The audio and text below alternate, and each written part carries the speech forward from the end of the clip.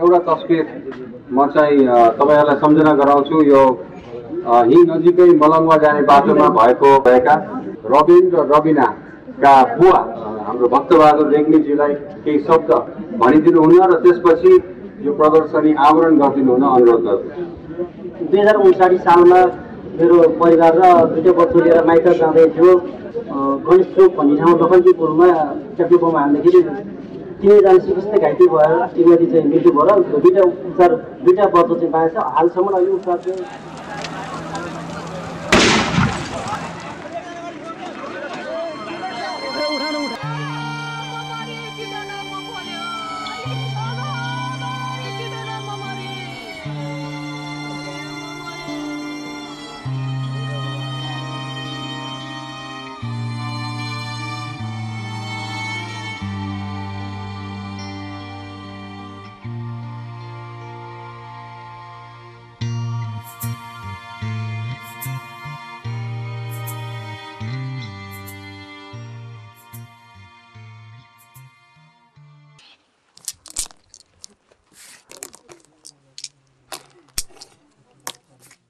अब यसरी बा भने पनि आमा भने मै मात्रै छु।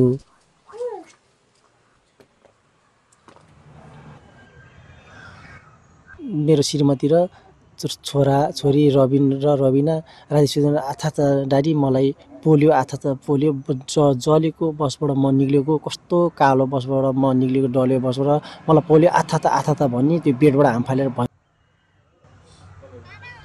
अनि बस देख्न साथै एक्कासी नै चाहिँ भिरतिर दौडेर चाहिँ जान्थ्यो। बस आएर रोक्न साथै बसमा चढ्न साथै माओले पेट्रोल बम हान्छ, बस नचढ्ने डाडी, चढ्दै नचढ्ने भनेर त्यो मनमा फिलिङको छाप रहिरहन्छ बसमै नचढ्ने भनेर।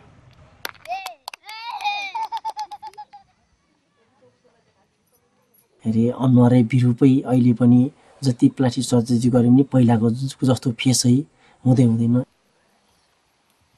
डढेको ठुटो जस्तो बनाइदियो।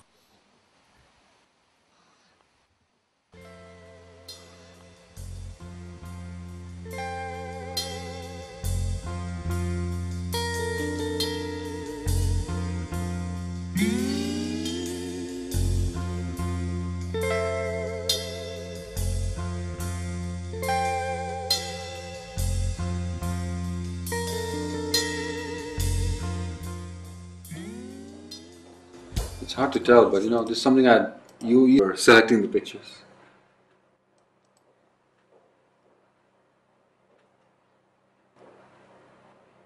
नेपाली मिडियाले जसरी रिपोर्टिङ गर्यो नि यो लडाईँको बारेमा, युद्धको बारेमा, त्यसमा हामीले खास गरी भिडन्तहरूमा जोड दियौँ।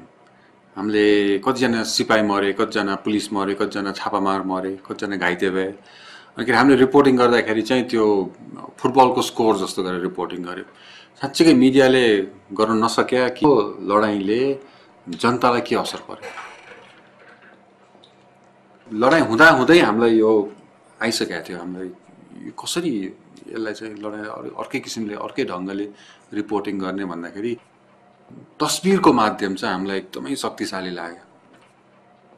तस्बिरले जति कुरा भन्छ नि त्यो धेरै लामो लेख लेख्दाखेरि पनि त्यसको त्यो प्रभाव त्यति हुँदैन।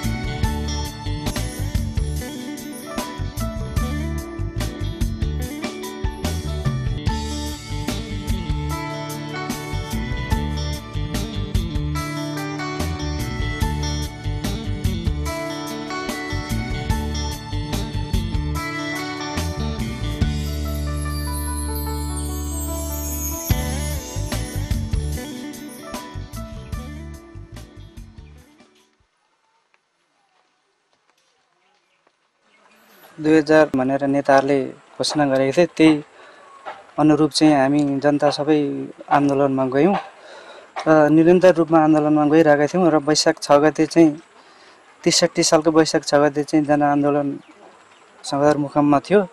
त्यो क्रममा आन्दोलनमा जाँदाखेरि चाहिँ शाही सरकारको सेनाबाट दमन भएर यसरी गोली लागेको मलाई।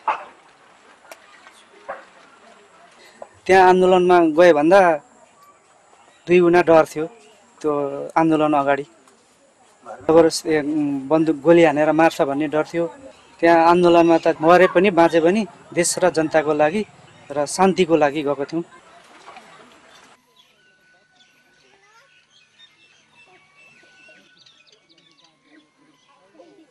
मेरो श्रीमान त 25 साल अगाडि खस्नु बनी गरेर भारी बोकेर अर्काको ढुकी जाँतो गरेर हुर्काइयो नि। यही छोराले पाल्छन् पालन पोषण गर्छन् भनेर हुर्काइयो। अहिले यही छोरा कोही यस्ता भयो अनि आफ्नो दुःख त कहिले पनि गएन। छोरालाई चाहिँ अब हुनु पर्यो नि त, अब गएर उनीहरूले पनि सफल भएपछि त उनीहरूले पनि गर्ने काम गर्नु पर्यो, हेर्नु पर्यो। यसलाई जुनी गरी नभए त के गरी खानु, अब यो त्यही टेक्निकले कहिले गर्नुपर्ने बुढेसकालमा सहारा दिनुपर्ने, लाउन खान सुख शान्तिसँगले दिनुपर्ने बेलामा मैले नै दुःख दिइरहेको छु। सबैभन्दा दुःख लागिरहेछ।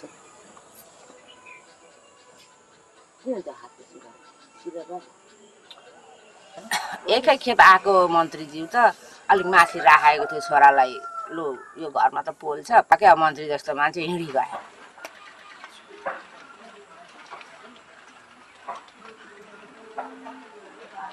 के गर्नु गरे यो प्रमाणपत्र दिउँ, अब हामी हेर्छौँ गर्छौँ भने सबैले त्यही ताली बजाएको थियो। रायमाझी आयोगले दोषी ठहराएको भनेर शाही सेनाको प्रहरीको सबै मन्त्रीहरूलाई सबलाई चाहिँ अब आयोगले दोषी ठहराएर सरकारमा बुझाएको छ। त्यो नाम पनि सार्वजनिक पर्यो। अब पठाइहाल्यो आन्दोलनमा, छोडिदिइहाल्यो, जन्माइयो, हुर्काइयो, बढाइयो, आन्दोलनमा गर्नु पठाइयो। अब मेरो होइन, उनीहरू सरकारको हो। यो छोरो त मेरो हो।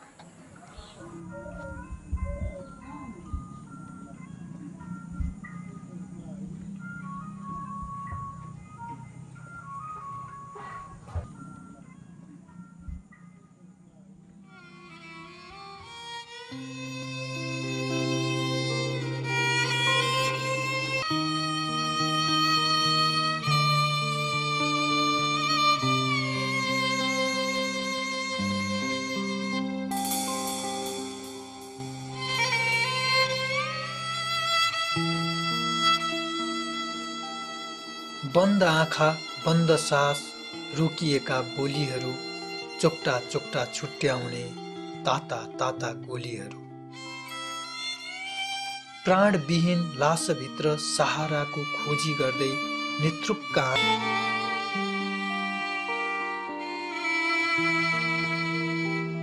मोतीपुर भन्ने ठाउँमा कैलालीको हाइवेको छेउमा चाहिँ एउटा पुलिस चौकी भर्खरै नै अट्याक भएर भत्किरहेको थियो क्या। त्यो भुवाङ थियो एउटा चाहिँ, त्यो चाहिँ कस्तो रहेछ भन्दाखेरि उनीहरूको अफिसको चाहिँ भुवाङ रहेछ एउटा, होइन भनेर बमले भुवाङ बनाइदिएको रहेछ। अनि त्यो बच्चाहरू ठ्याक्कै त्यहाँ निस्किने बेला मैले पखायो भनेर अनि झ्याममा मैले खिचिहालेँ एउटा फोटो। मलाई लागेको चिज के भन्दाखेरि हामीले सानो बच्चाहरूलाई हामीले भङ परेको एउटा नेपाल दिँदैछौँ।